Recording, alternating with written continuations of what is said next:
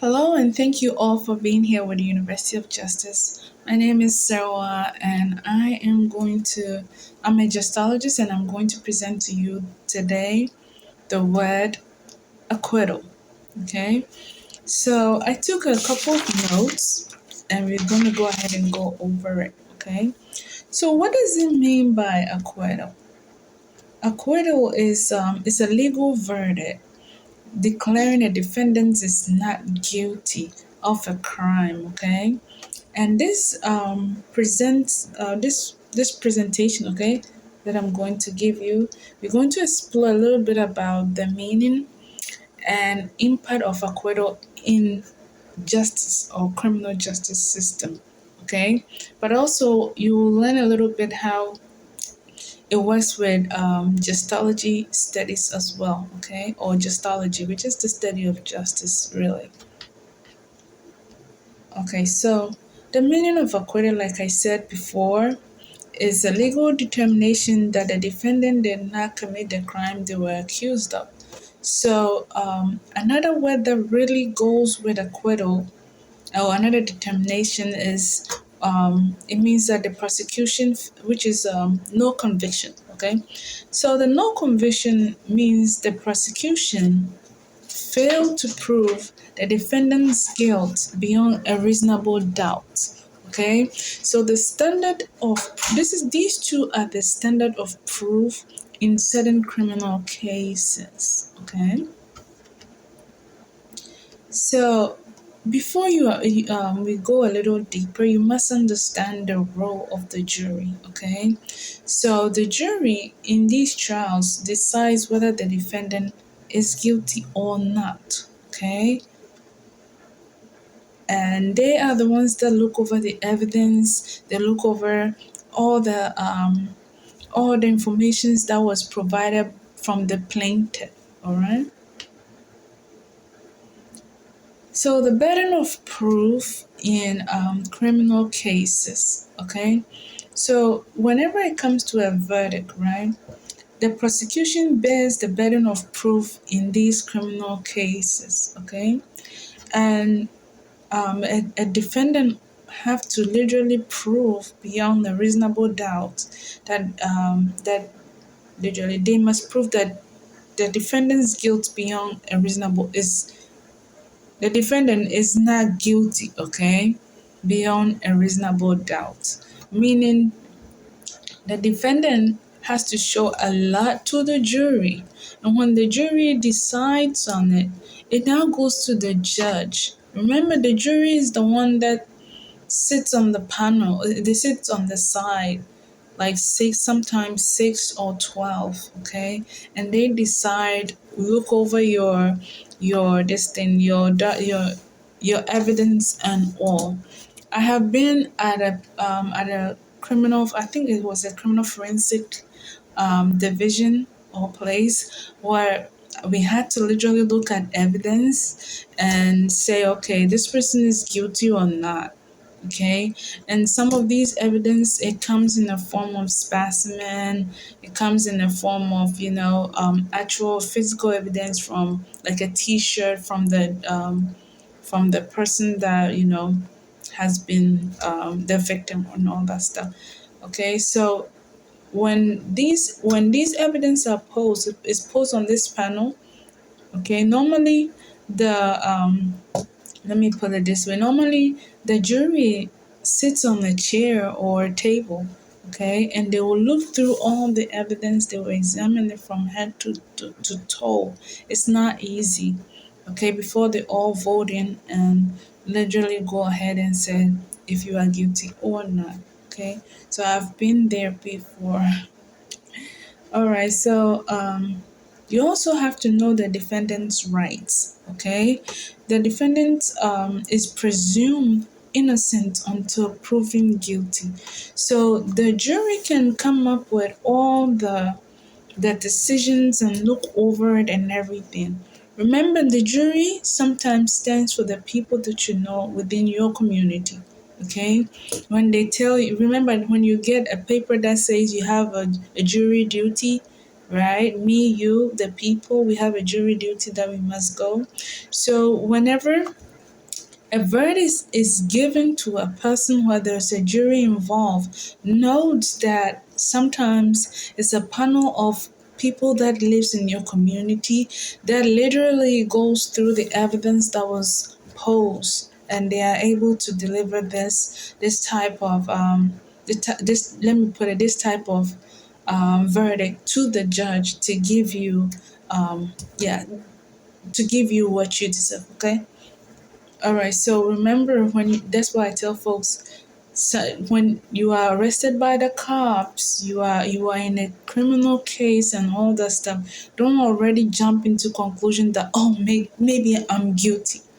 All right, just wait till it goes to the jury, it goes to the judge, and then you can say, okay, where your verdict, where you stand. Okay.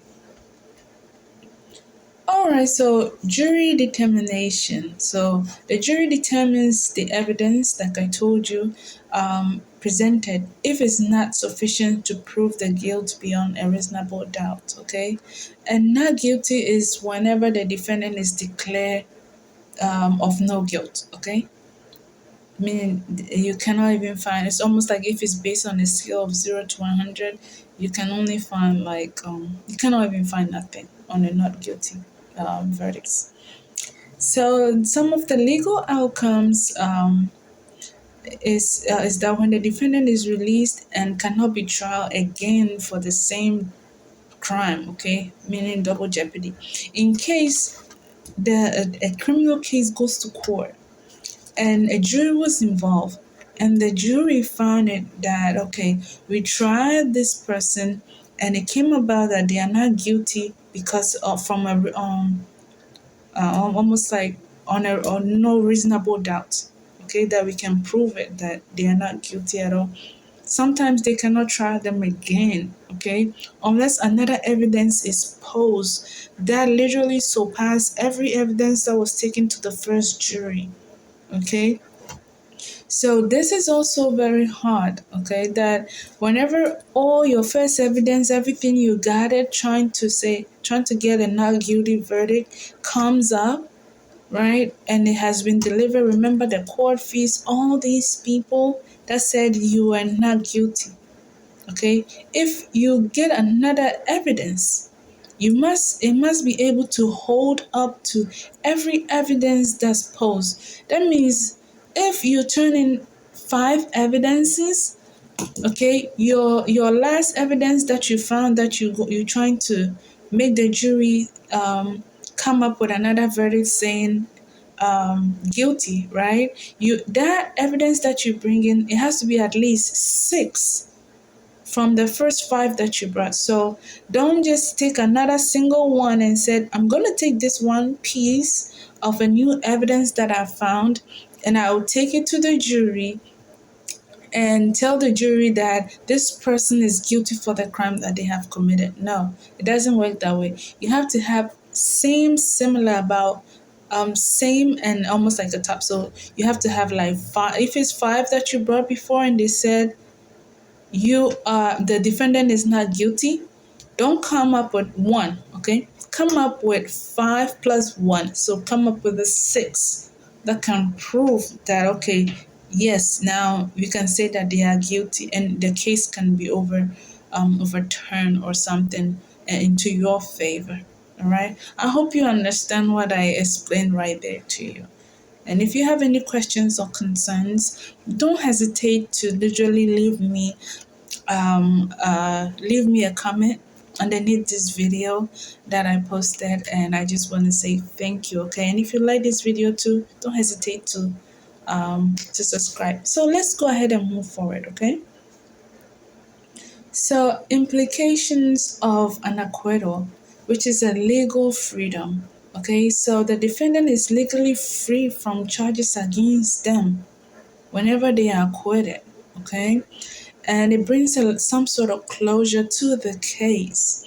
So it can bring closure to the defendants and their family, but may not always prove a sense of justice to all involved, okay?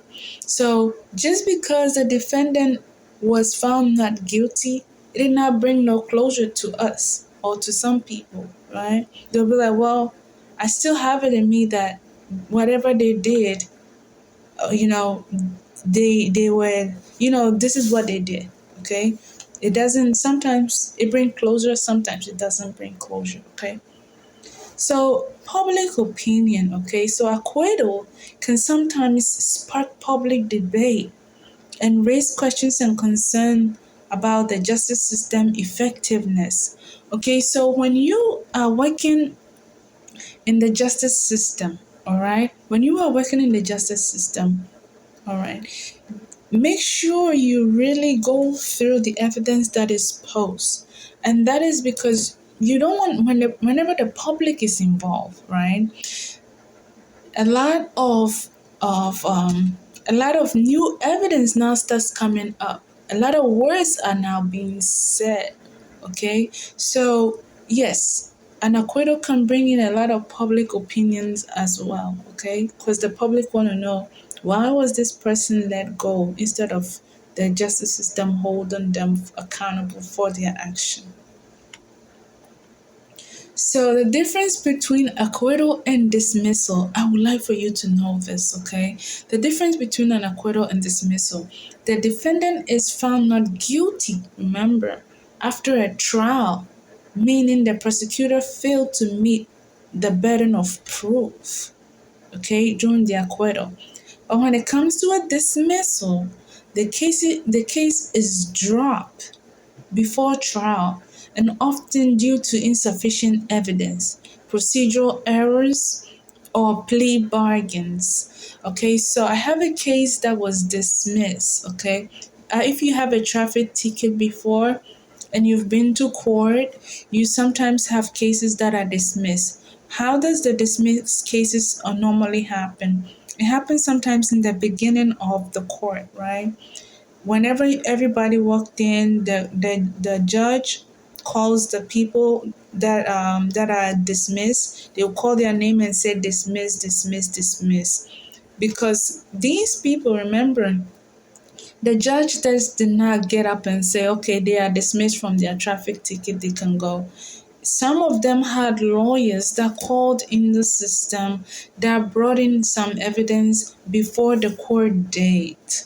They went and sometime did what's called a driving test. Okay, driving test. They went and did the driving class, and they brought it in. And when they brought it in on their court date, the judge was able to see it and said, okay, now I see all the evidence that you brought in. Now I can go ahead and do what? Acquittal you. Okay, acquittal, dismiss the case, literally, dismiss it. So the judge dismisses cases that already have shown enough proof in the beginning of the court session, the court proceedings. Okay, so the judge goes ahead and dismiss those cases. Okay, and because those cases too, remember, they did not just get dismissed; they shown proof prior to the court proceeding, the start of the court proceedings. Okay. So now let's go to the impact of an acquittal on the legal system or the judicial system. All right, let me put it that way.